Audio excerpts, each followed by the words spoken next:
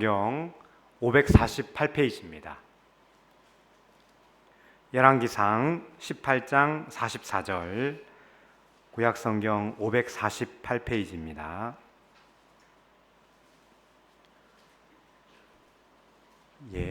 다 찾은 줄 알고 한 절입니다. 함께 합독하시겠습니다.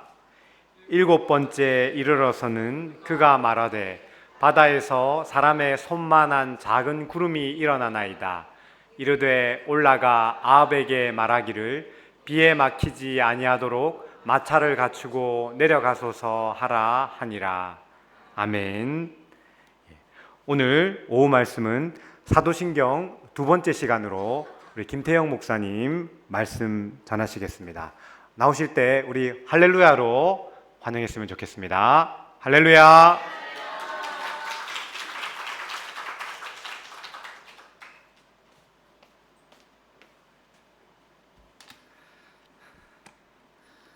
오후 시간이 되었습니다. 그죠? 네.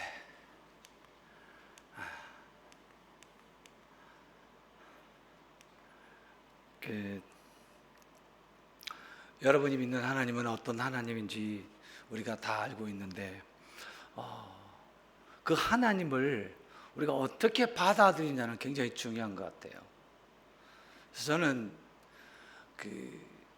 내가 고백한 이 전능하사 천지를 만드신 이 전능하신 하나님이 나의 하나님이라고 하는 사실을 삶에서 늘 기억하고, 그래서 마태복음 6장에 나오는 말씀들을 보면 하늘의 새들도 공중의 새들도 숲을도 하나님이 알아서 다 먹이는데 하물며 너희들은 그 숲을보다 더 소중한 존재다. 그렇게 하나님이 말씀을 하시는 거예요. 우주 만물을 창조하신 하나님이 멀리 계신 그런 하나님이 아니라 그 우주 만물을 창조하신 하나님이 바로 나의 하나님이다. 여러분, 이것이 제 삶에 어떻게 영향을 미쳤느냐 하면, 여러분, 저 신발은 제 아내가 학교생활 열심히 잘하라고 2학기 개강하자마자 새로 사줬어요. 너무 좋았잖아요. 그래서 이제 이 신발을 신고 학교 종횡무진 이렇게 다니는데 어디서 막 욕소리가 들리는 거예요. 보니까 저희 학교 이제 엘리베이터가 9층까지 있거든요. 엘리베이터를 타려고 하는데 엘리베이터 앞에서 한 여학생이 막 쌍욕을 시몬의 새끼부터 시작해서 막 히말라야까지 막 바바바바바바 하는데, 와, 장난이 아닌 거예요. 그 순간 제 마음속에 어떤 생각이 들었겠어요? 내 밥이다. 와, 그렇지. 그래서 학생들은 이제 엘리베이터를 못 타게 돼 있거든요. 근데 이제 엘리베이터 탔다, 얘가 탔는데 저까지 탔습니다. 제가 엘리베이터는 학생들이 타면 안 되지 않나? 이제 그랬는데 바로 저에게 바로 쌍욕을 했습니다. 센데 그래. 니 내 눈치 모르나? 몰라. 이러면서 이제 거두절미하고 대충 그런 아이인데, 얘가 한날은 엘베 앞에서 또 이렇게 좀 하다가 제 신발을 딱 본 거예요. 신발 좋네요. 우리 집사람이 선물로 사줬다? 나 이 신발 신고 학교 막 열심히 종횡무진 다니라고? 그래, 지 신발을 딱 보니까 좀 못났거든요. 그래서 바꿀까? 바꿔도 돼요? 언제든지. 그래서 신발을 바꿨다. 저걸로. 개차반 나는 신발로 바꿨죠. 그러면서부터 이 아이가 저에게 마음문을 열기 시작했습니다. 2학년 때 학교를 그만 다닐 수밖에 없는 그런 아주 쌍욕, 선생님에게 대놓고 그냥 막 달라들어가지고 학교에서 저는 잘라야 된다 할 때 제가 조금만 기다려달라, 한 번만 더 기다려달라, 조금만 더 기다려달라, 조금 있으면 방학이다, 방학이면 또 애도 또 바뀐다, 또 좀 2학기 이제 조금만 더 있으면 겨울방학이다, 겨울방학. 또 여학생들은 한 살 더 먹으면 금방 어른 된다, 막 이렇게 막 선생님을 야라가 꼬라가 막 이렇게 해가, 아이고 세상에, 얘가 학교를 졸업을 하게 됐습니다. 얼마나 감사합니까? 근데 어느 날 교무실에 앉아 있는데 웬 제복 입은 애가 탁 나타나가지고 샘 하고 딱 오는데 가 안 가라. 야는 그냥 이름을 부르지 않고 샘 이렇게 한번 부르면 막 온 교무실이 쫙 그냥 또 수부인갑다 막 이렇게 되는데 부사관이 되어서 학교로 돌아온 거예요. 얼마나 감사하든지. 하나님 1학년 때부터 야, 이 아이는 자퇴 1순위였고 대학 1순위였는데 2학년 때 겨우 넘겨가지고 어쩌고저쩌 했는데 3학년에 어쩌고저쩌 넘겼는데 하나님 이렇게 이 아이가 멋진 부사관으로 해군 부사관으로 이렇게 돌아오니 얼마나 감사합니까 하는 말.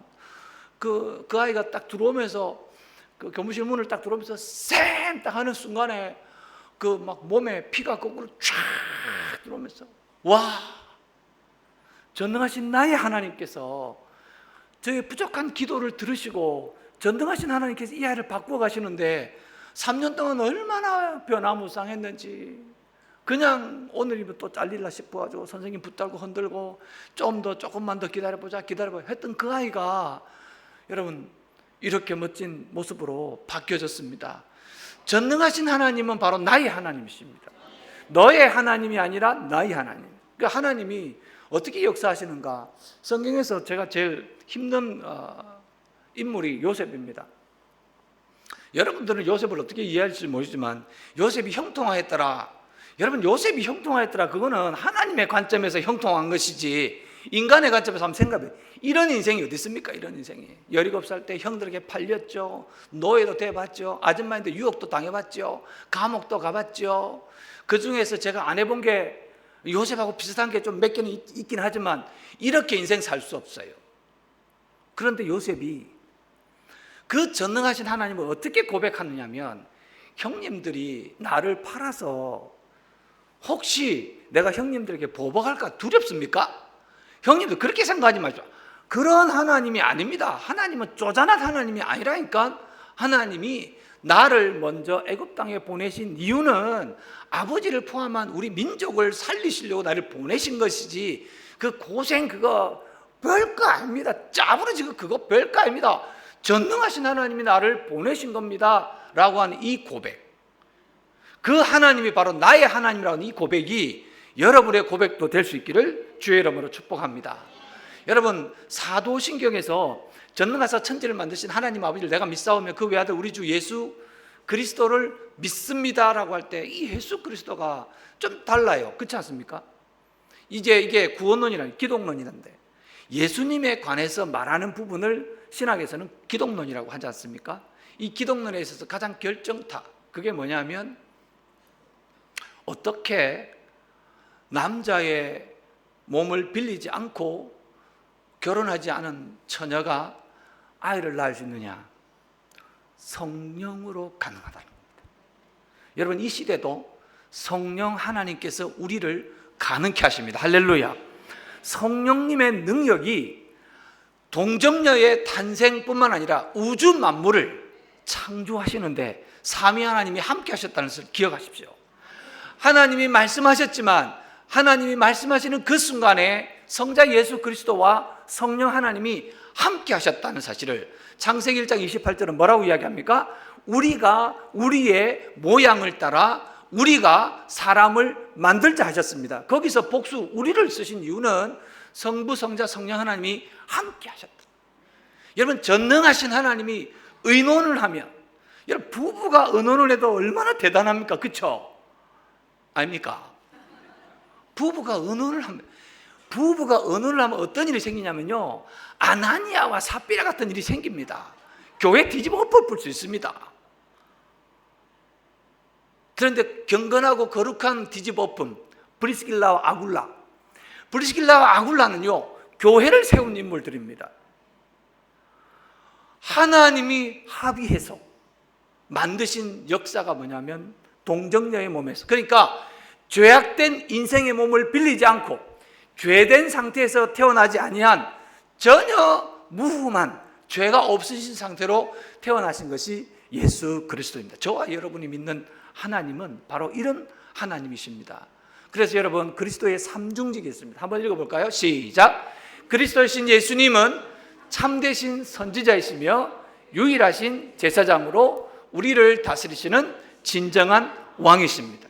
구약의 대제사장이 하나님 앞에 나아갈 때 중보자의 역할을 했던 것처럼 예수 그리스도는 우리의 중보자이시고, 예수 그리스도의 그 위대하신 하나님의 말씀, 구약의 선지자들이 그렇게 주옥 같은 말씀들을 많이 해주셨잖아요. 그게 바로 선지자이신 예수 그리스도를 그림자로 표현하는 것이었습니다. 그리고 예수 그리스도는 우주의 왕으로, 이스라엘 시대의 왕은 절대 권력을 지닌 존재가 아니라 신인 하나님의 일을 대언할 정도로 위대한 분이셨습니다.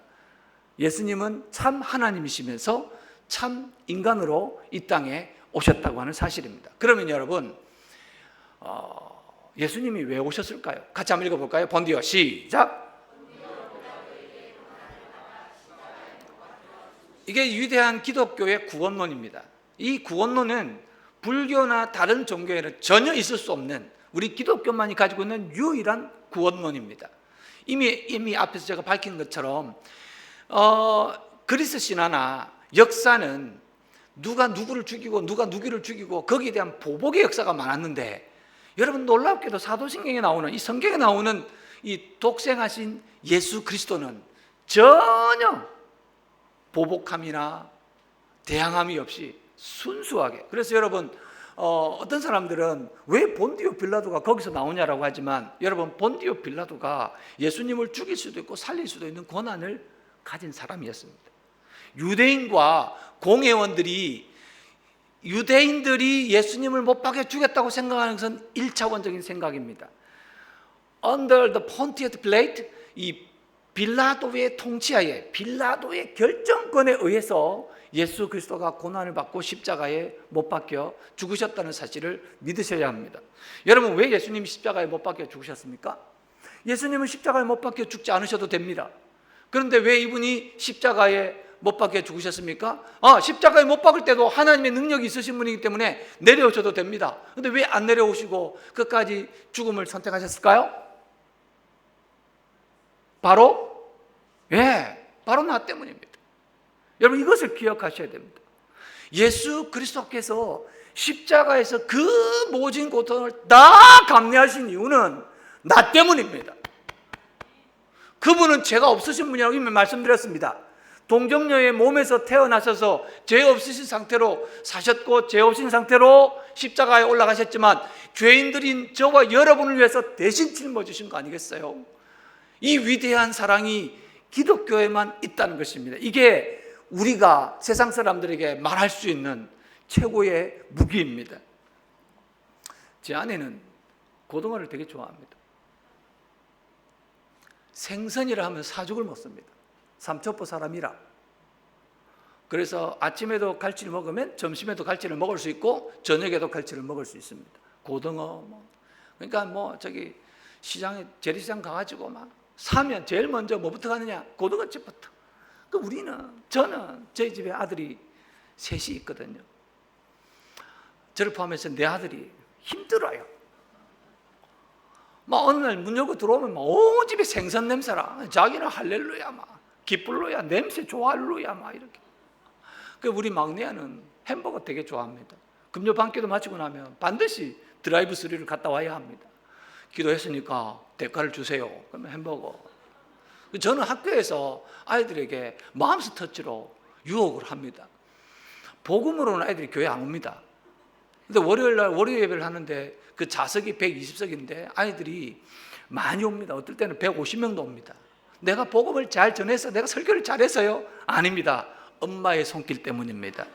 마음스 터치가 얼마나 위대한지. 그래서 이제 종강 예배를 드리는 날 제가 믿음이 없어가지고, 하나님 150명분 마음스 터치 비용은 너무 돈이 많고 그냥 오늘은 100개만 하겠습니다. 그래서 얘들아, 다음 주 마지막 주 이제 종강 예배인데 다음 주는 내가 마음스 터치 100개밖에 준비를 못할 것 같아. 100명만 받을게. 이렇게 해붙습니다. 세상에 애들은 광고를 듣습니까? 안 듣습니까? 절대 안 듣습니다. 왜? 광고할 때는 광고인가 보다 하고 이제 잊어버리잖아요. 그리고 그 다음 주가 됐는데 애들이 막 몰려들면 마음스 터치다. 마지막 종강 예배는 마음스 터치 준다. 막 오는데 중간에 화장실 가라고 잠깐 나온 애도 있고 있는데 100개가 딱 되는 순간 제가 스태프들에게 애들아 문 닫아라. 문을 닫았습니다. 그랬더니 중간에 화장실 갔다가 잠시 왔는데 문이 닫혀버린 애들이 있습니다. 뭐고? 이러면 저 설교를 하는데 뒤에서 문이 막 들썩들썩 이러다가 문이 부러질 것 같은 거예요. 와, 그때 제가 지옥을 경험했어요. 할렐루야. 와, 이렇게 마지막 날 노아 홍수 때, 홍수가 언제 일어난지 모르지만은 저 미쳤다 저거. 그러면서 나만 저 하나 뭐 필요하나 이렇게 갖다 주던 사람들도 주면서도 아니야 저거는 좀 아닌 것 같아. 저 할배 미쳤어. 이렇게 하다가 어느 날 갑자기 똑똑똑똑 물이 떨어지기 시작해도 이거 뭐지? 그러다 물줄기가 굵어져. 그래서 갑자기 땅에서 물이 터져. 하늘도 터지고 땅도 터지고. 와, 이거 아니다. 와, 이 노아 말이 맞다. 가자. 쫙 갔는데 이미 문이 다 접었어. 노아야, 내가 옆집에 살던 그 아저씨 아이가, 내가 니한테 못 갖다 준 그 사람 아이가, 내가 너가 아버지 친구 아이가, 내가 니한테 밥 갖다 줬잖아. 네버. 끝장입니다. 여러분, 한번 지옥 문이 열리고 천국 문이 닫히면 우리는 더 이상 아무리 고함을 질러도 문이 열리지 않습니다. 이미 저와 여러분들은 천국 문에 들어간 줄 믿습니다. 여러분, 막 그 문이 막 얼마나 들썩들썩 하는지 애들이 막 쌍욕을 하면서 밖에서 문 안 열어 새끼야, 막 문 열어라 새끼야, 막 이러면서, 와, 그래가지고 걔네들이 밖에서 한 40-50명이 막 교장실이 바로 옆에 있거든요. 교장선생님이 뭐고 비키라 지금 마음속 터치 먹어야 되는데 지금 문이 안 열려가지고 막 2학기 때는 안 올 끼다. 이제 2학기 때는 절대 내 가는 거 봐라. 그런데 여러분, 방학 때 또 다 까먹습니다. 2학기 또 개강 예배 한다면 또 다 학기 옵니다. 정말 엄마의 손길이 위대합니다. 이 맘스터치, 이 엄마의 손길. 이거 햄버거, 저는 햄버거 너무 좋아하거든요. 막 콜라, 사이다, 막 이런 거 막 몸에 안 좋은 걸 다 좋아합니다. 근데 저는 아내가 생선을 구워주면 순교하는 각오로 먹습니다. 아들들은 아직 그 신앙이 옅어가지고 순교까지는 안 가고 한번 뜯어먹고 바로 젓가락 내리고 바로 가쁘는, 얘는 뭐 분명합니다. MZ 세대들은 엄마가 아빠가 없습니다. 뭐 없는데 뭐 생선 비린내 나는 걸 먹노 이러면 바로 나갑니다. 저는 순교의 각오로 다 먹습니다.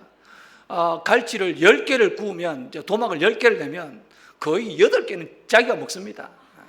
근데 막 2개는 제가 주께서도 하셨는데 내가 이 일을 못하겠냐 이러면서 순교의 각오로 먹습니다. 왜 그렇습니까?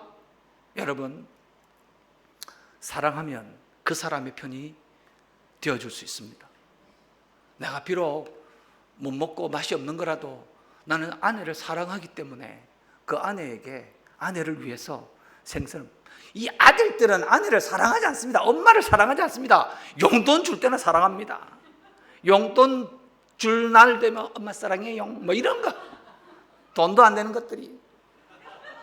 근데 저는 지금 당장 지구에 종말이 와도 아내를 사랑합니다. 왜? 예수님에게 배웠거든요. 여러분, 예수님이 우리를 왜 우리를 위해서 십자가에 못 박혀 죽으셨습니까? 저와 여러분을 사랑했습니다. 사랑하면 그 사람 편이 되어줄 수 있습니다.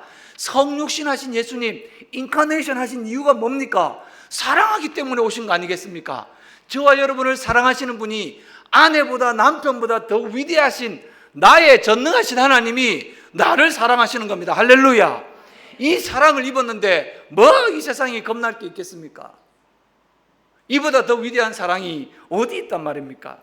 다른 종교는 백성들이, 인간들이 신을 찾아가지만 우리가 믿는 위대하신 하나님은, 그 전능하신 하나님이 직접 우리를 찾아오셨잖아요. 여러분, 그 위대한 사랑을 잊고 살아가는데 우리가 이 땅에서 좀 못 살고 모자라고 부족해도 걱정 없습니다. 왜? 전폭적인 사랑을 받고 있기 때문입니다. 지금도 우리는 그 사랑 안에 살아가고 있습니다. 여러분, 기독교의 핵심 가치가 사랑입니다. 성경을 다 짜내면 사랑입니다. 타이레놀 여러분 많이 드셨죠? 타이레놀 한 번도 안 먹어보신 분 없죠? 여러분, 코로나 때 가장 많이 팔렸던 약 중에 하나가 타이레놀입니다. 이 타이레놀을 만들어낸 회사가 어디 있는 회사인지 아십니까? 혹시 존슨 앤 존슨 아세요? 베이비로션 그걸 만들어낸 회사입니다. 이 타이레놀을 만드는데, 이 타이레놀이 저때 캘리포니아에 한 슈퍼마켓에서 이 학생이 타이레놀을 사서 먹었는데 누군가가 그 캡슐 안에다가 독극물을 넣었습니다. 그래가지고 7명이 죽었습니다. 캘리포니아에서 7명이 죽었습니다. 난리가 났습니다. 전국으로 막 소문이 난리가 났습니다. 타이레놀은 이제 망하게 됐습니다. 그때 타이레놀의 이사들이 불과 여러분 캘리포니아는 저기밖에 안 됩니다. 요만한 조그만, 그러나 여러분 그래서 캘리포니아가 우리나라보다 몇 배 더 크다는 사실 아시죠? 저기 조만한, 저 나라에서는 조만한데 우리나라에 비교하면 엄청나게 큰 나라입니다. 큰 지역입니다. 근데 미국 전역에 있는 타이레놀을 다 수거하라 했습니다. 사고는 캘리포니아에서 났는데 미국 전역에, 다른 지역에는 사고도 안 났는데 전역에 있는 타이레놀을 다 수거해서 폐기 처분하라는 겁니다. 그 돈이 1천억 원입니다. 그 피해액이 1천억이나 됩니다. 근데 그 이사들이, 그 경영진들이 이렇게 한 이유가 뭘까요? 고객 우선이라고 하는 핵심 가치가 있었기 때문입니다. 그래서 이 타이레놀을 막 이렇게 막 다 수거할 때 다른 사람들이 막 욕을 했습니다. 아니, 이렇게 캘리포니아에서만 7명이 죽었지 다른 지역에서는 아무렇지도 않습니다. 그거는 거둘 필요가 없습니다 해도 다 거더라. 그날 제조됐던 그 약을 먹었던 그 약이 제조된 그날 건 모두 다 걷어내라. 그래서 엄청난 손해를 보고 있을 때 캘리포니아 사람들이 타이레놀 지금 많이 힘들거든요. 이 좋은 기업을 우리가 망하게 할 수는 없다. 그러면서 다시 사주기를 시작한 거예요. 여러분, 이 회사의 핵심 가치는 뭐였냐면 1886년에 존슨이라고 하는 3명의 형제들이 이 기업을 만들 때 1차 고객 우선, 2차 직원 우선, 요겁니다. 이 핵심 가치를 붙들고 지금까지 살아오면서 고객 7명이 죽었는데 다른 사람 다 살려야 되지 않겠어? 고객을 우선해야 되지 않겠어? 우리가 손해보더라도 우리는 끝까지 간다. 그러니 여러분, 그 캘리포니아 사람뿐 아니라 미국 전역에서 이 제품을 사주는 겁니다. 여러분, 우리 기독교의 핵심 가치가 예수 그리스도께서 십자가에 못 박혀 죽으시고 그 죽으신 죽음의 이유가 우리를 사랑했을 뿐만 아니라 여러분, 장사된 지 사흘 만에 다시 어떻게 했어요? 부활하셨습니다. 여러분, 이 기독교에만 있는 절대 가치입니다. 어느 종교에도 사람은 죽으면 끝이다. 불교는 사람이 죽으면 이 땅에서 선한 일을 하고 죽으면 저 땅에서는 뭘로 태어난다? 이 땅에서 잘못한 일을 막 이게 개차반처럼 살면 저쪽에서 뭘로 태어난다? 윤회설을 주장합니다. 아닙니다. 성경은 이야기합니다. 사람은 한 번 정한 인생이 있고 그 후에는 뭐가 있다고요? 심판이 있다. 히브리서 9장 27절. 성경의 원리대로 하면 다 살게 되어 있습니다. 근데 한 번도, 여러분, 그래서 혹시 이렇게 사업하시는 분들 계시면 꼭 기억하십시오. 한 번도 해보지 않은 것을 예수님이 해주셨습니다. 사람은 다 죽으면 끝입니다. 사람은 죽으면 다 무덤에 묻힙니다. 그런데 예수님이 세계 최초로 본인이 죽으셨다가 다시 살아나는 창조적인 역할을 하셨습니다. 여러분, 그래서 기업을 할 때 정말 이 세상에서 알지 못하고 이 세상이 알지 못하는 그런 일들을 제가 감당할 수 있게 해달라고 하면 그 창의적이시고 창조주시고 죽음을 이기신 주님께서 우리에게 동일하게 역사해 주실 줄 믿습니다. 그래서 저는 기업하는 아이들 또 학생들에게 늘 이야기합니다. 부활하신 주님을 만나면 창조적인 인생이 된다.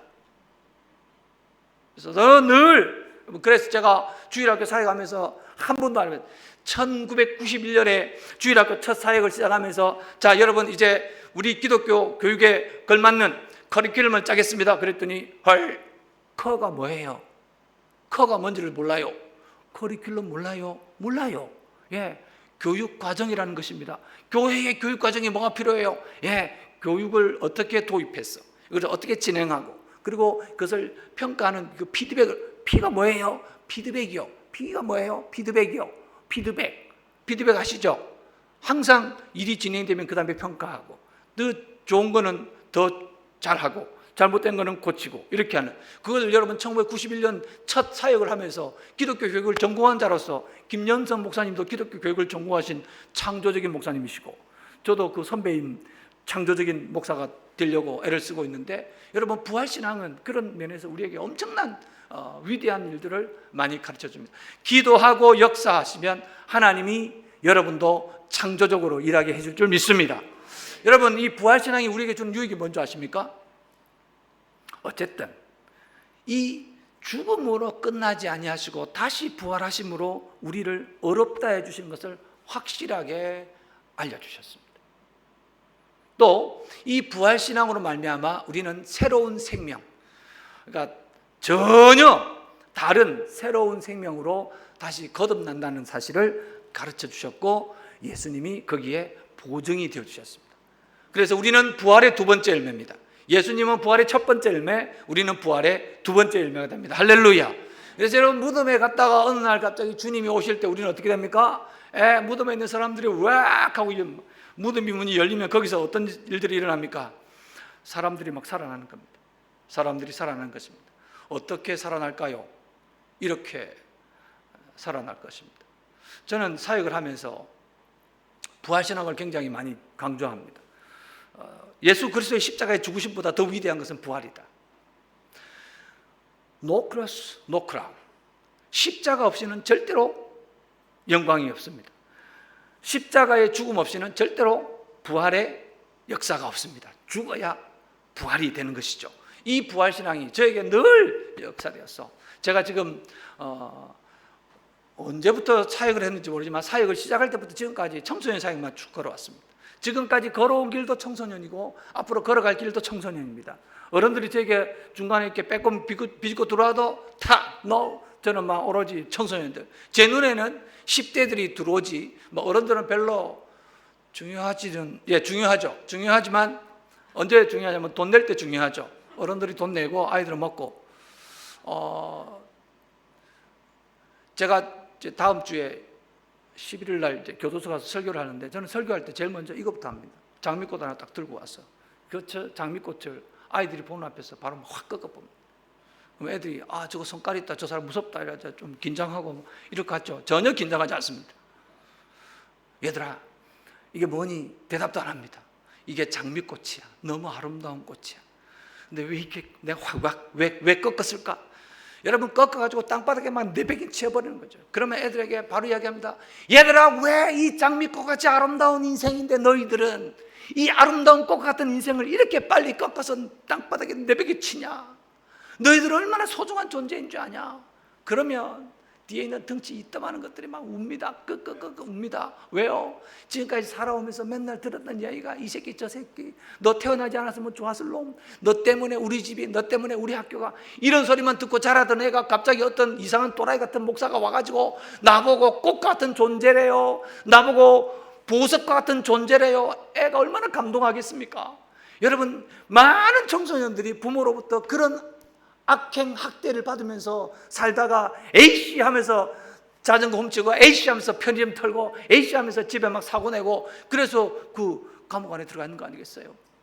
그 아이들을 바라보면서 이 비행 청소년들에게 비행기 태워주는 게 제 인생입니다.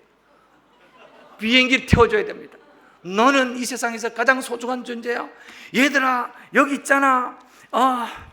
빨리 돈이 나와야 되는데. 미안합니다. 돈이 빨리 안 나오네.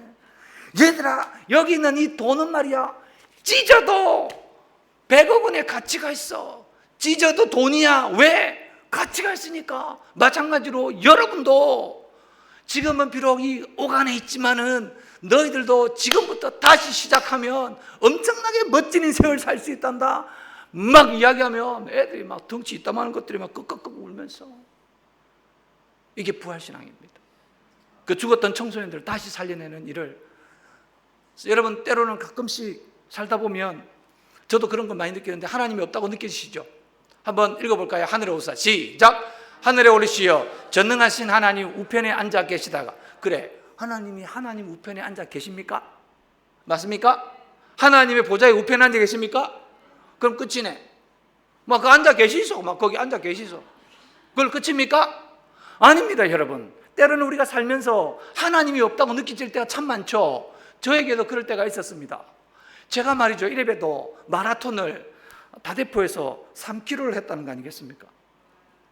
뭐 30km가 뭐 여러분에게는 별로겠죠. 예, 3km 뭐까짓 차 타고 가면 5분 만에 갔다 왔다 하는 거리인데 그렇게 생각하십니까? 제가 3km 마라톤을 한 날짜를 밑에 적어놨죠. 우리 선생님들하고 같이 3km 마라톤을 했습니다. 얼마나 대단했는지 모릅니다. 제주 도지사께서 메달을 딱 보내주셨습니다. 마라톤 성공했다고. 그런데 그날 11일 이후로 제가 우리 학교 계단 5개를 못 올라가는, 갑자기 계단을 못 올라가겠는 거예요. 왜 이렇게 힘이 없지? 뭐가 문제지? 그래서 좋은건강병원에 갔습니다. 좋은건강병원에 갔더니 좋은건강병원의 문지훈 의사께서, 지금은 이제 개원을 딴 데서 개원을 했죠. 그분이 큰 병원 갔어. 사람이 대화를 했으면 대화를 주고받고 해야지. 검사 결과 갔다고 큰 병원 가십시오.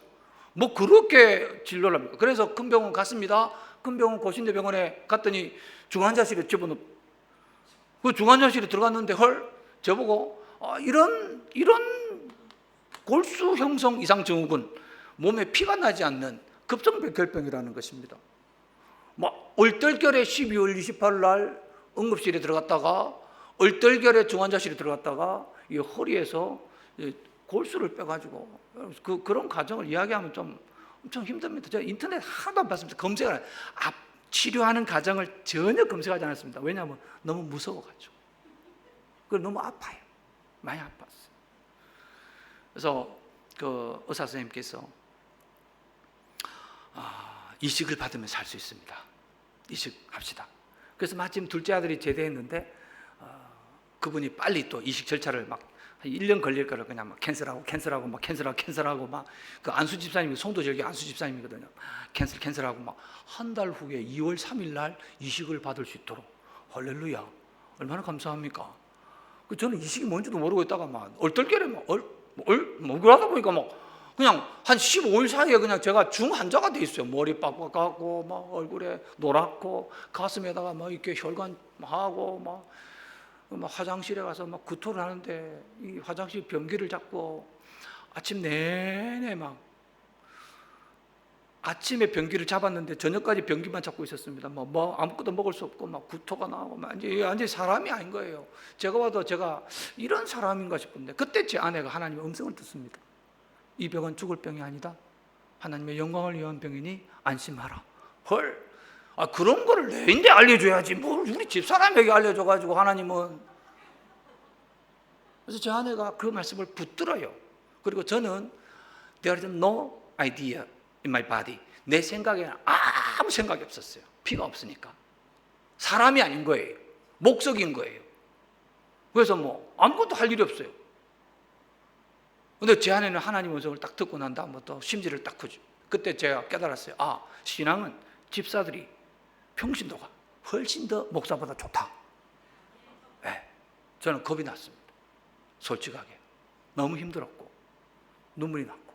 그래서 하나님께 따졌습니다. 하나님, 내가 왜? 지금도 아이들하고 사이 잘하고 있는데 내가 왜? 하나님이 없다고 느껴집니까? 근데 고신대 병원에서 바닷가를 바라보면서 제 아내는 하나님의 능력을 믿었습니다. 그래서 찬양을 하기 시작했죠. 비준비하시니, 이 찬양을 하기 시작했습니다. 여러분 시편 147편을 한번 읽어보실래요? 시편 147편. 비준비하시니. 깔아줘, 음악 좀 작게. 시편 147편은 이 비준비하시니 찬양, 이 심영진 목사가 이 구절을 배경으로 해서 만든 찬양입니다. 3절 같이 한번 읽어볼까요? 시작. 상심한 자들을 고치시며 그들의 상처를 싸매시는도다. 그가 별들의 수요를 세시고 그것들을 다 이름대로 부르시는도다. 8절 읽겠습니다. 시작. 그가 구름으로 하늘을 덮으시며 땅을 위하여 비 준비하시며 산에 풀이 자라게 하시며. 그러면서 5절에 있는 말씀, 우리 주는 위대하시니 능력이 많으시니 그 지혜가 무궁하시다, 이렇게 하는 말씀을 붙들고 만든 찬양이 비준비하시니 찬양입니다. 근데 제가 그 비준비하시니 찬양을 묵상하다가 이 배경이 되는 말씀이 어딜까 하고 보니까 시편 147편. 근데 8절에 그가 구름으로 하늘을 덮으시며 땅을 위하여 비 준비하시니. 한 번 더 할까요? 그가 구름으로 하늘을 덮으시며 땅을 위하여 비 준비하시니. 그가 구름으로 하늘을 덮으시며 땅을 위하여 비 준비하시니. 예루살렘아 여호와를 찬송할지어다. 내 하나님으로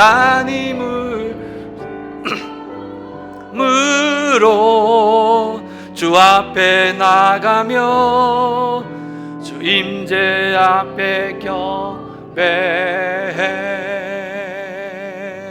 이제 내일이면 묵인실로 들어가서 제 몸 안에 있는 모든 피를 다 죽여버리고, 이제 항암제를 넣어서 다 죽여버리고, 이제 둘째 아들의 피를 이식받아야 되는 날이 됐습니다. 아내랑 손을 잡고 찬송을 불렀습니다. 그가 구름으로, 얼마나 울었는지 모릅니다. 하늘을 덮으시며. 하나님이 안 계신 것 같고, 왜 나에게 이런 일이 있는가 싶고, 어제까지 마라톤 3km까지 하던 사람이 왜 하나님이 나에게 이런 걸 주셨나. 근데 똑같은 찬송을 부르는데 우리 집사람은 하나님이 살리실 거야, 하나님이 살리실 거야. 똑같은 찬송을 부르는데 왜 하나님은 나를 이렇게, 믿음 없는 목사와 신앙 좋은 평신도와의 찬송 속에 하나님께서, 야, 비가 온다고 했던, 구름을 덮으면 비가 온다고 했던 그 본문이 어디지?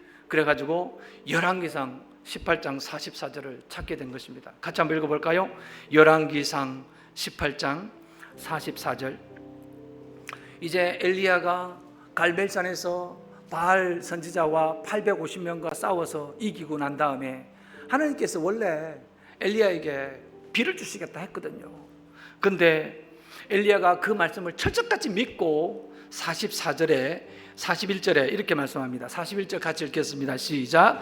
엘리야가 아합에게 이르되 올라가서 먹고 마시소서, 큰 비소리가 있나이다. 야, 비가 온다는 거예요. 3년 6개월 동안 안 오던 그 땅에 비가 온다는 거예요. 그래서 게하시에게 계속해서 보냅니다. 게하시가 7번째 와서 하는 말이 있습니다. 44절 같이 읽겠습니다. 시작.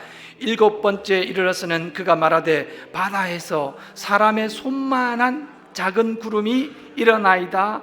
이르되 올라가 아합에게 말하기를 비에 막히지 아니하도록 마차를 갖추고 내려가서서 하라 하니라. 이 말씀을 읽는데, 조각 구름이 아니라 손만한 구름이네, 손만한 구름이네 하는 순간 제가 제 손을 딱 봤는데 노란색이었는데, 노란색인 제 손에 빨간 피가 쫙 들어가는 게 보이는 겁니다.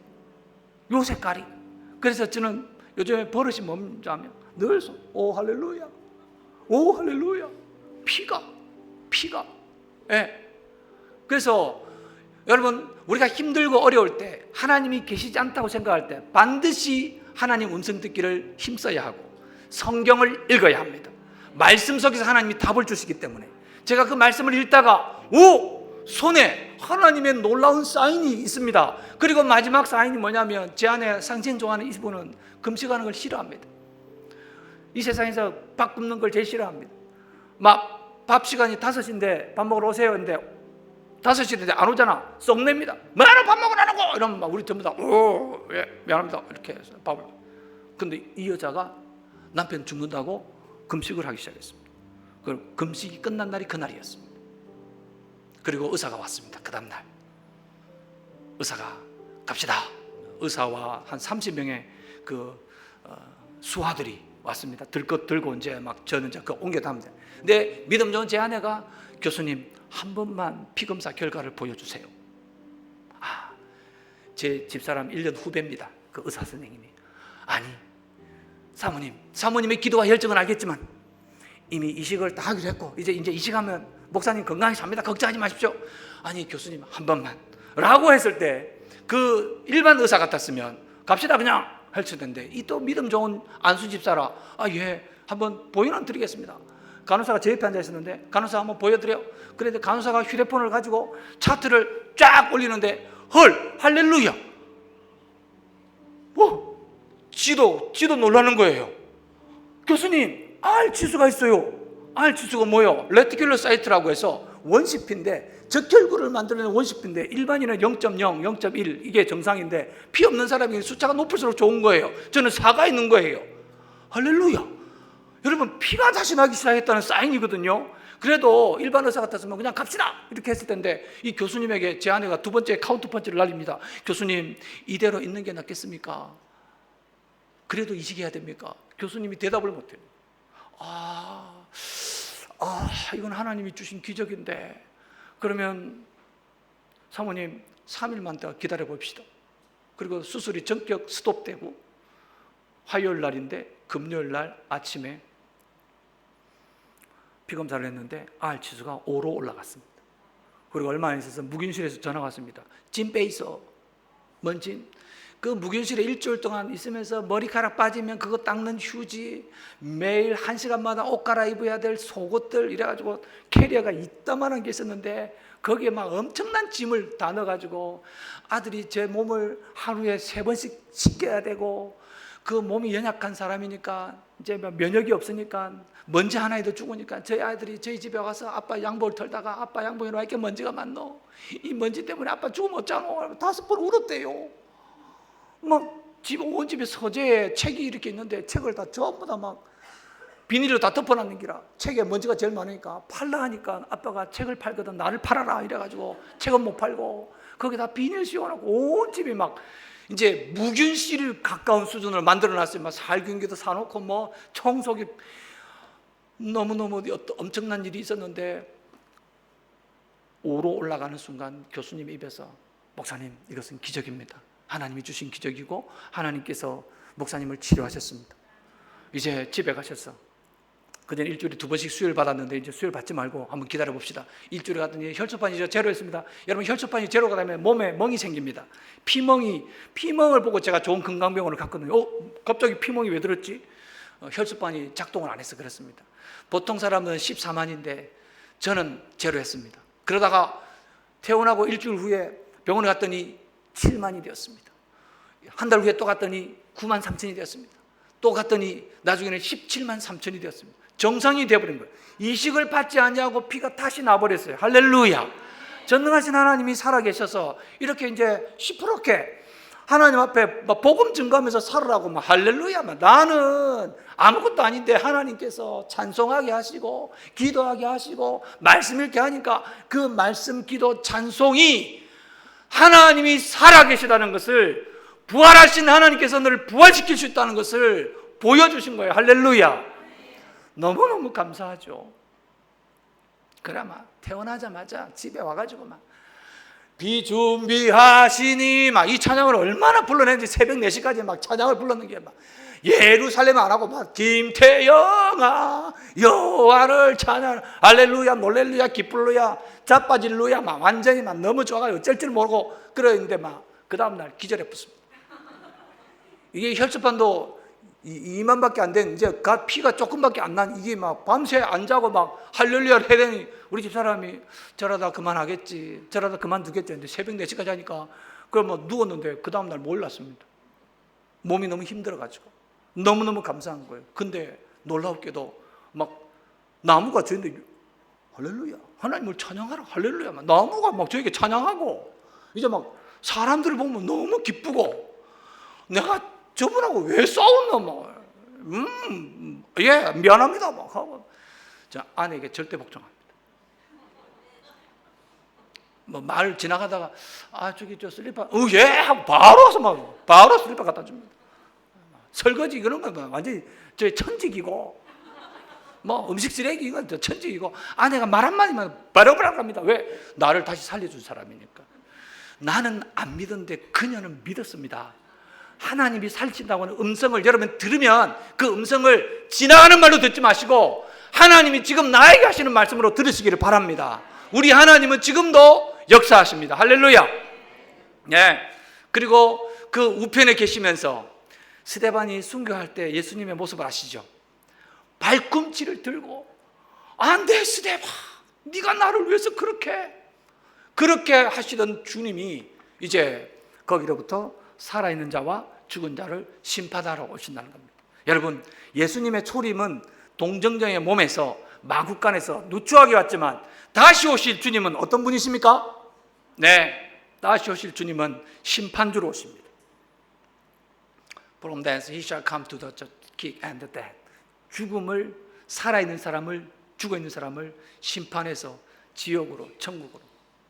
그래서 우리 신앙의 선배들은, 특히 우리 고신의 선배들은 부활절날 흰옷을 많이 입었습니다. 왜 그렇습니까? 부활신앙입니다. 노래를 많이 불렀습니다. 이 노래 아시죠? 낮에나 밤에나 눈물 머금고 내 주님 오시기만 고대합니다.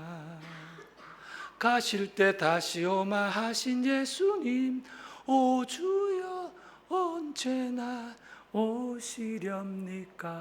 먼 하늘 구름만 이상하게 떠도 행여나 우리 주님 오시는가 해. 왜 오늘날 우리에게는 부활신앙이, 재림신앙이 사라졌습니까? 교회 오면 축복받는다, 교회 오면 은혜 받는다, 그 말은 있어도 주님이 다시 오신다고 생각하면 우리가 이 길에 살아도 되겠습니까? 다시 오실 주님이 우리를 부르시러 올 때 여러분의 이름이 불릴 것 같습니까? 여러분의 모든 이름들이 다 불려지기를 주의 이름으로 축복합니다. 아무개야 이렇게 불렀는데 예 주님 이렇게 막 갑니다. 예 주님 이렇게 부르고 갑니다. 근데 김태형 목사 이렇게 안 부르면 어떻게 되겠습니까? 나는 어떻게 되겠습니까, 여러분? 내 아버지는 어떻게 되겠습니까? 내 친구는 어떻게 되겠습니까? 부활하신 주님이 재림하여 다시 오실 때 분명히 우리에게 이렇게 물으십니다. 이름을 부르시면서 잘 살았니? 여러분, 오늘날 우리가 믿는 그 믿음의 주 대상인 나는 천지 창조하신 하나님을 믿을 뿐만 아니라, 삼위 하나님을 믿을 뿐만 아니라 내가 믿는 것은, 고백할까요? 시작. 나는 성령을 믿습니다. 나는 거룩한 고개를 믿습니다. 나는 성도의 교제를 믿습니다.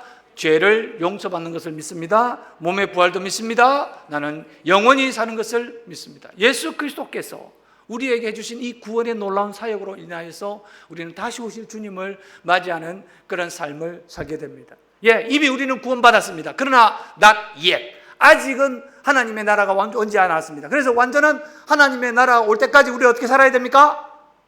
하나님의 영광을 위해서 살아야 되지 않겠습니까? 돈 벌려고요? 좋은 학위를 얻는다고요? 그 모든 것이 하나님의 영광 안에 있어야 합니다. 사랑하는 여러분, 우리에게 얼마가 남았는지는 아무도 모릅니다. 저에게 그런 일이 일어날 거라고는 생각도 못했습니다. 불과 1년 전의 이야기고 1년 전에 저는 병원에 있었습니다. 침대에서 혼자 일어설 수도 없었습니다. 그때마다 찬양을 많이 불렀죠. 이 위로부 찬양 중에 하나님의 사랑이 찬양도 많이 부르고, 비준비하신 이 찬양 속에서 제가 하나님의 음성을 듣고 확인하고 손바닥에 확인하고 말씀이 엄청난 위대한 힘이라는 사실을 불과 며칠 전에 제가 깨닫게 되었습니다. 여러분, 우리 예수님께서 다시 재림하여 올 때 우리는 어떤 모습으로 부활할까요? 1번 같이 읽겠습니다. 시작. 2번 시작. 3번 시작. 4번 시작. 부활한 몸은 신령한 몸이다. 여러분, 나는 이 신령하다는 표현이 너무 멋있는 거예요. 왜? 우리가 부활할 때 어떤 모습으로 부활할 것 같아요? 저는 송혜교를 좋아하니까 송혜교처럼 부활시켜 주세요. 저는 송중기 좋아하니까 송중기처럼 부활시켜 주세요. 그러면 송중기 싫어하는 사람 어쩔 거예요? 송혜교 싫어하는 사람 어떻게 할까요? 근데 하나님께서 뭐라고 말씀하셨어요? 사도 바울을 통해서 우리가 말씀하시기를 부활할 때 있잖아, 신령한 모습으로 부활하는 거야. 저는 제 아내가 신령한 모습으로 보여요. 여러분이 신령한 모습으로 보여요. 그런데 여러분, 이런 인간적인 모습보다 더 위대하고 아름다운 모습으로 하나님께서 우리를 부활시켜 주실 줄 믿습니다. 그럼 우리 주님 다시 오실 때까지 어떻게 살아야 될까요? 우리 함께 찬양을 하면서 우리의 신앙을 다시 한 번 더 재조정했었으면 좋겠습니다. 주님 다시 오실 때까지 저는 이 힘들고 어려운 길을 가겠습니다. 주님 다시 오실 때까지 나는 이 길을 가리라. 좁은 문, 좁은 길이라 할지라도 나에게 주어진 사명을 가지고 살아가겠습니다. 십자가 지고 나의 가는 이 길 끝에서 나는 주님을 만나볼 것입니다. 주께서 두 팔 벌어 알려주시는 그 품에 안기는 그날까지 나는 이 길을 가겠습니다. 영광의 내 주, 오 주님 감사합니다. 여러분, 주님이 우리를 맞아주실 때까지 달려갈 수 있기를 바랍니다. 주님 다시 오실 때까지, 주님 다시 오실 때까지 나는 믿음으로 살겠습니다. 나는 믿음으로 살겠습니다. 아멘. 주의 영광 온 땅 덮을 때 나는 일어나 노래하리. 내 사모하는 주님, 온 세상 그 주시러. 내 사모하는 주님, 온 광의 왕이 내 사모하는 주님 부르시는 그날까지 내 사모하는 주님, 온 세상 그 주시라며. 내 사모하는 주님, 영광의 왕이시라. 영광의 왕이시라. 영광의 왕이시라. 영광의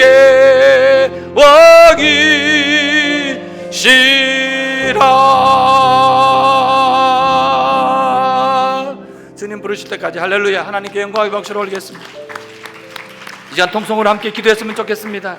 주님, 좁은 길입니다. 이 포스트 모던 시대에 예수 믿는 것 너무 힘들고, 예수 믿는 것 조롱받고, 예수 믿는 것 누군가에게는 전혀 영향력이 없는 것 같지만, 나는 전능하사 천지를 창조하신 하나님을 믿고 나는 부활하신 주님을 믿사오며 주님이 다시 오실 때 영광스러운 주님 품에 안길 그날을 기대하면서 하나님의 영광을 위해 살아가겠습니다. 지금까지 나의 잘못된 생각들을 다 내려놓고 오직 하나님의 영광을 위해서 살아가는 주님 다시 부르시는 그날까지 이 믿음 가지고 살겠습니다. 통성으로 주여 부르고 기도하겠습니다. 주여, 하나님 아버지 은혜를 감사합니다. 너 사모하는 주님, 오 사랑하는 주님, 나를 사랑해서 이 세상에 오셨어. 나를 사랑해서 십자가에 철저하게 못 박혀 죽으시기까지 나를 사랑해서 하나님의 은혜를 베풀으신 주님 사랑합니다. 나를 사랑해서 하나님 은혜 베푸신 주님을 찬양합니다. 하나님 아버지, 오늘도 말씀하여 주셨사오니 부활하신 주님께서 죽음을 이기고 승리하신 것처럼 우리도 부활하신 주님의 믿는 그 부활신앙으로 이 세상에 힘들고 어려우고 좌절된 것들 다 이겨내게 하시고, 다 덜쳐내게 하시고, 다 엎어버리고 오직 하나님의 영광에 사는 저희들 되게 하여 주시기를 간절히 바라옵건합니다. 아버지 하나님 감사합니다. 오늘도 말씀을 들었사오니 이 말씀을 듣고 부활하신 주님이 다시 오시는 그 재림신앙으로 주께서 이 시간 오시면 우리가 어떻게 살 것인지, 주께서 이 시간 우리를 부르시면 내가 뭐라고 이야기하고 할 건지, 오 주님, 주님의 영광을 위해서 살아가는 모든 성도들이 되게 하여 주시옵소서.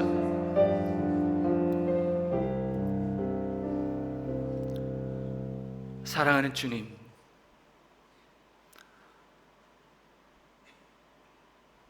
이렇게 믿음으로 산다고 힘들었습니다. 이 길을 걸어오는데 때로는 무너지기도 하고 넘어지기도 하고 자빠지기도 하고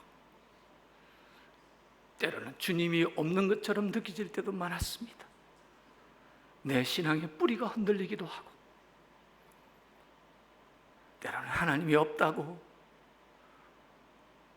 하늘을 향해 삿대질도 한 적도 있고 사람들 앞에서 예수 믿는 것이 부끄러워서 숨어버린 적도 얼마나 많은지 모릅니다. 주님, 이 길 걸어가는 길이 너무 힘들고 어렵습니다. 그러나 주께서 오늘 우리에게 말씀하여 주신 대로 언젠가 다시 이 땅에 오실 때, 심판주, 재림주로 다시 오실 때 주님, 우리의 이름이 불려지기를 원하고 우리가 주님의 품에 안기기를 원합니다. 주께서 사랑하는 나의 아들아, 나의 딸아, 수고했다. 힘들고 어려운 자리에서 믿음을 지킨다고 수고했다. 위로해 주실 때 우리는 한없는 은혜와 한없는 축복을 누리게 될 줄 믿습니다. 주님 감사합니다. 부활신앙으로 살아가 보겠습니다. 보이지 않고 집안의 형편이 풀리지 않고 경제적인 문제가 풀리지 않고 세상 사람들이 다 우리를 향하여 미쳤다 할지라도 좁은 길, 십자가의 길, 힘든 길, 부활신앙으로 다시 오실 주님을 기대하며 하나님의 영광을 위하여 살아드리겠습니다. 성령 하나님 함께하여 주시옵소서. 성령 하나님 우리를 붙들어 주시옵소서. 성령 하나님 우리의 연약한 믿음을 붙잡아 주시옵소서.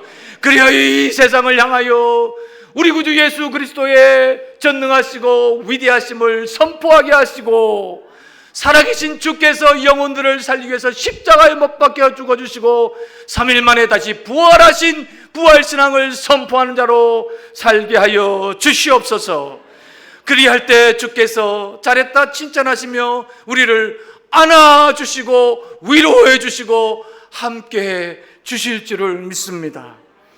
오늘도 사도신경을 통해서 우리의 믿음의 대상이 누구며 우리가 믿는 믿음의 내용이 무엇이며 그 믿음대로 살아갈 때 어떤 역사가 일어나는지 가르쳐 주신 주님, 그냥 낭독이 아니라 암송이 아니라 내 삶이 되게 하여 주시옵소서. 사단이 역사하는 곳에 사도신경으로 선포하게 하시고 물질이 힘들고 어려워 풀리지 않을 때 사도신경을 암송하고 선포할 때 맡겼던 게 풀려지게 하시고 힘들던 문제가 풀어지게 하시고 안 되던 문제가 풀려지는 역사가 있게 하여 주시옵소서.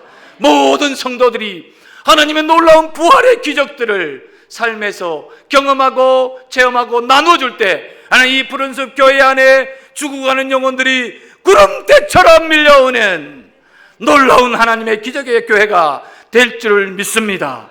역사하여 주시옵소서. 이미 역사해 주신 줄을 믿습니다. 많은 사람들이 이곳에 와서 생명의 꿀을 먹으며 이곳에 와서 하나님의 은혜를 누리며 이 땅에서 누리지 못한 세상의 참된 안식과 평안을 이 제단 안에서 누리게 하시고 또 세상에 나가서 증거하는 아름다운 교회 되게 하여 주옵소서. 하나님 사랑합니다. 나를 끝까지 사랑하신 하나님, 우리도 사랑합니다. 이 사랑의 고백으로 이번 한 주간도 살아드리겠습니다. 영광 받아 주시옵소서. 예수님의 이름으로 기도드리옵나이다. 이제는 우리 주 예수 그리스도의 은혜와 하나님의 놀라우신 사랑하심과 성령 하나님의 함께하심이 부활신앙으로 기적을 일으키게 하심이 오늘 믿음으로 살겠다고 각오한 모든 주의 자녀들 머리 위에 재림신앙으로 살겠다고 고백한 모든 성도들의 삶 위에 그 가정 위에 직장 위에 교회 위에 이제로부터 영원토록 함께 있을지어다. 아멘.